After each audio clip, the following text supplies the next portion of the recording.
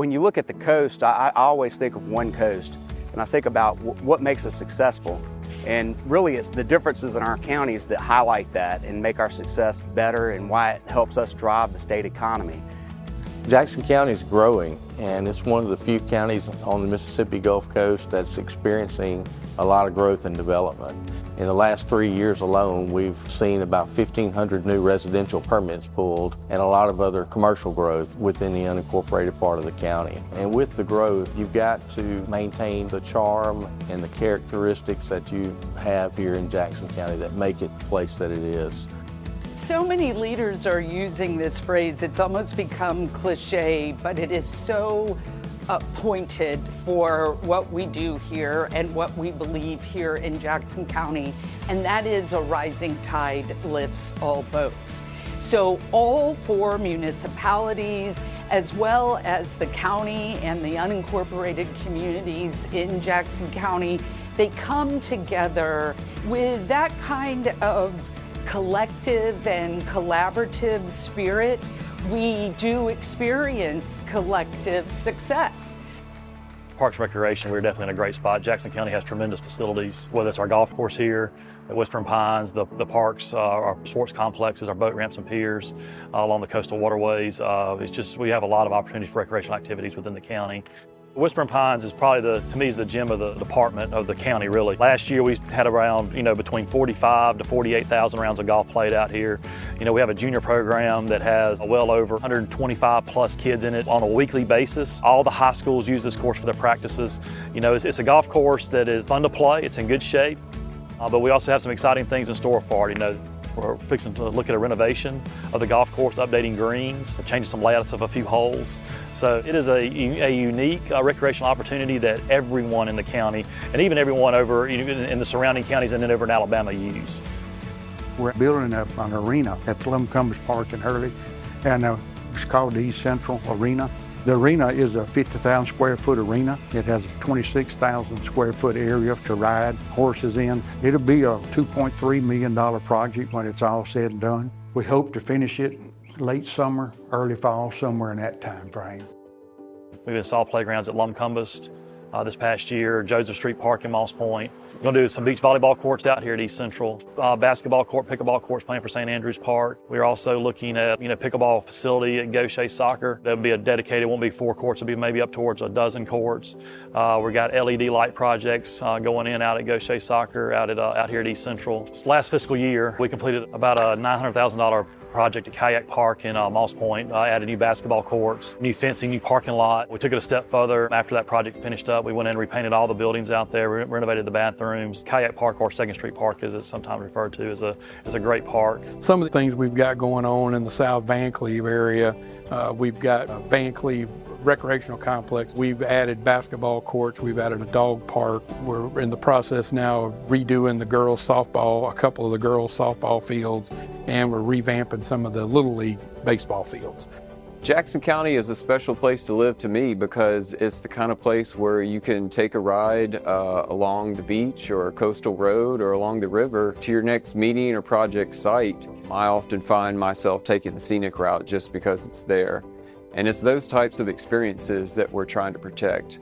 An exciting new project is the Jackson County Pascagoula River Blueway Connection Project. And if you don't know, a blueway is much like a traditional hiking trail. It includes key features such as trailhead signs, well-maintained routes, camping and picnic areas, and helpful maps to guide the users. In our case, the Pascagoula River itself is serving as the primary trail, offering an exceptional natural path for paddling enthusiasts. The Jackson County Blueway Connection Project is going to expand and connect the existing George County Blueway to the current Pascagoula River Blueway, which begins at the I-110 bridge. The total estimated cost of the project is approximately $2 million, which is being funded by Restore dollars. Also, another $500,000 was provided by the state that is being used to fund the design and permitting costs, as well as some of the construction. One big step we are taking towards being a more resilient county is with our coastwide beach and dune ecosystem project. This is a project we partnered with the U.S. Army Corps of Engineers on.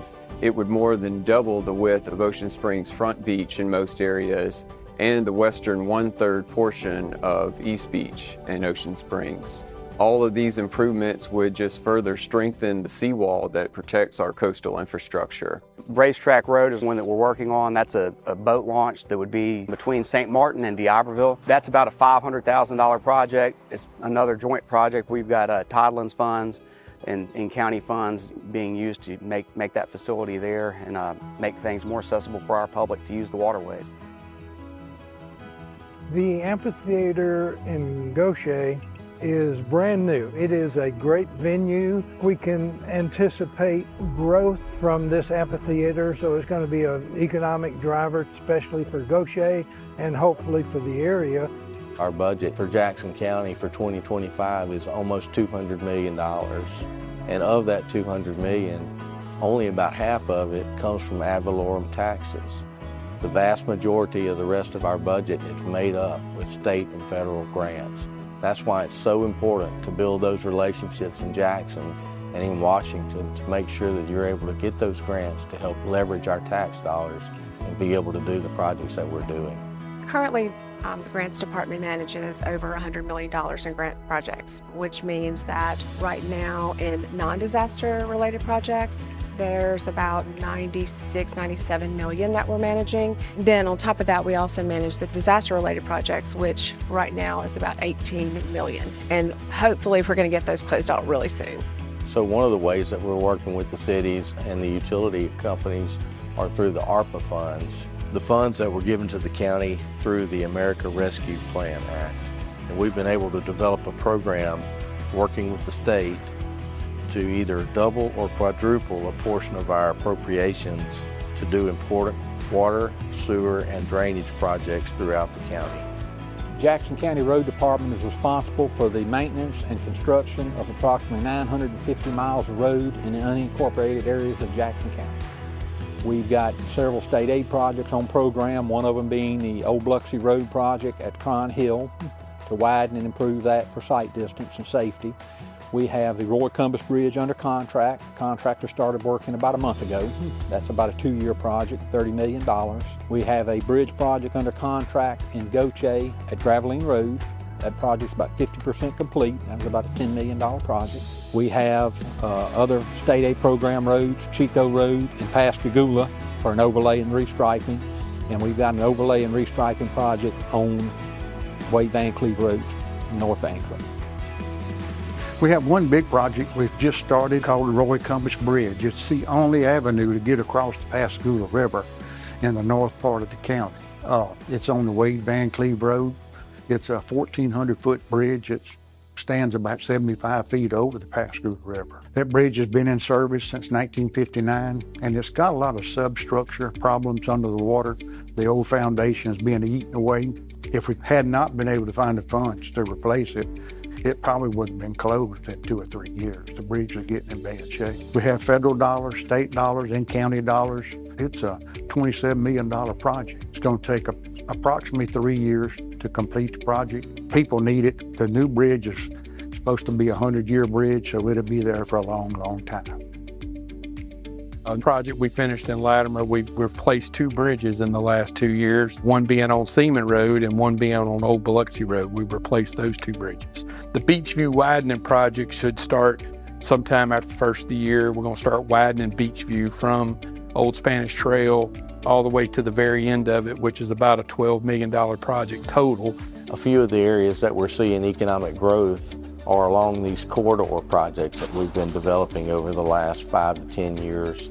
So in Latimer right now, we've just completed the new North Tucker and Mallet Road intersection, and we also completed the Mallet Road extension, which means we went from 2 lanes to 4 lanes and nice turning lanes and 4-lane road, and to get from exit 50 over to the Harrison County, D'Iberville city limits. The Mallet Road project in West Jackson County is a huge opportunity for the county to grow, to see some real retail development, and also other mixed use and residential development. Another exciting corridor project that we're working on in West Jackson County is the Highway 609 roadway. We're going to be developing that in a way that is going to be a lot safer for motorists driving through there, and also provide a gateway type corridor that will attract additional economic development. We're moving along with the Highway 609 project, which is the gateway into Jackson County. It's about a $25 million project, which is going to curb and gutter all the way from the Ocean Springs, St. Martin Bridge, the Seymour Bridge, all the way to exit 50 at Interstate 10. The Trent Lott International Airport is experiencing growth and development. We're in the process of developing an $8 million North Apron expansion at the airport, coupled with a South Apron project and some other projects that are going on out there that will really expand our ability to serve larger aircraft. It will also open up additional economic opportunity at Trent Lott Airport. So how would I describe the state of Jackson County? I would describe it as being strong and stable. And a lot of work goes into making sure that, we have the right planning and strategy, make sure that the county is put in a place where you have a consistent tax rate. I think if you look back over the last 15 years of Jackson County, that you'll see that the tax rate, the millage rate for the county is either the same or lower every year. So this, results in the fact that the citizens and businesses in Jackson County, they know what to expect. They know that they will have consistent, reliable services in Jackson County. So that's not only valuable for our current citizens, but that's valuable for any citizen or business that's looking here to come in the future and start a family and live in Jackson County. One of the first projects I want to think about, Moss Front Library, we completed it this year. We're working on the Pascagoula Library. It's ongoing now. We probably have it completed beginning next year. The Justice Court building, this building is a major upgrade in the county judicial system, completed at the cost of $6.5 million. The building is operational staff with the final closeout expected in 1 to 2 months. Working with the people, the administration, you can't ask to work with better supervisors. We work together as a team. I think, to me, they made it more pleasant. I've only been here 32 months, and all I can say is the administration has been super to me with projects and working with Matthew Hosey. I can't ask for a better person to be working around. Dredging is a very important thing for the way of life for a lot of our people that live along the waterfront in Jackson County and the general voting public. And over the past year, we've been able to complete just under $2 million worth of dredging projects and an additional $6.8 million worth of drainage improvement projects, which were all funded through our Gray Mesa funds. Rose Bayou Drainage Improvement Project, Phase 1 of the project completed with a budget of $400,000. The project enhanced safety, improving access to residents and students in the area. The Jackson County Sheriff's Office is one of the largest sheriff's offices in the state of Mississippi. We have 250 employees, that's both part-time and full-time. In addition to that, we have approximately 80 volunteers within the Sheriff's Office, with the Sheriff's Reserve and also the Search and Rescue Flotilla. The Sheriff's Office budget is approximately $13 million for the year, and the Jackson County Adult Detention Center, the county jail, is an additional $10 million budget. Our patrolmen are out 24 hours a day, 7 days a week to protect and serve the citizens of Jackson County. Fortunately for us, the Jackson County Board of Supervisors has just approved a pay adjustment for our deputies. So that gives us an opportunity to attract the best that there is for the folks of Jackson County to come to work here and serve and protect the people of Jackson County. We're on the campus right now of Gulf Coast Community College, and Mississippi State is located on this campus. Mississippi State offers degrees in engineering for our students that hopefully will stay in the area and work in industry here. The campus of Gulf Coast Community College is very significant because they are a great provider of the workforce for industry in Jackson County. The top 10 taxpayers raise $110 million every year for the county, the municipalities, and the school districts. Industry is the economic driver of Jackson County. You have Huntington Ingalls, we have Chevron, Bollinger, Mississippi, we have Rolls-Royce, we have multiple power plants, we have multiple pipelines. The Port of Pascagoula works with our industry along the Pascagoula River and also Bayou Casat, and it's also a import-export terminal, and it's very critical to the whole country, as a matter of fact, because of goods that come in and go out of the Port of Pascagoula. Economic development is a very important part of Jackson County. We work very closely with the Jackson County Economic Development Foundation, the Chamber of Commerce, and other entities to make sure that we have good growth and development within the county.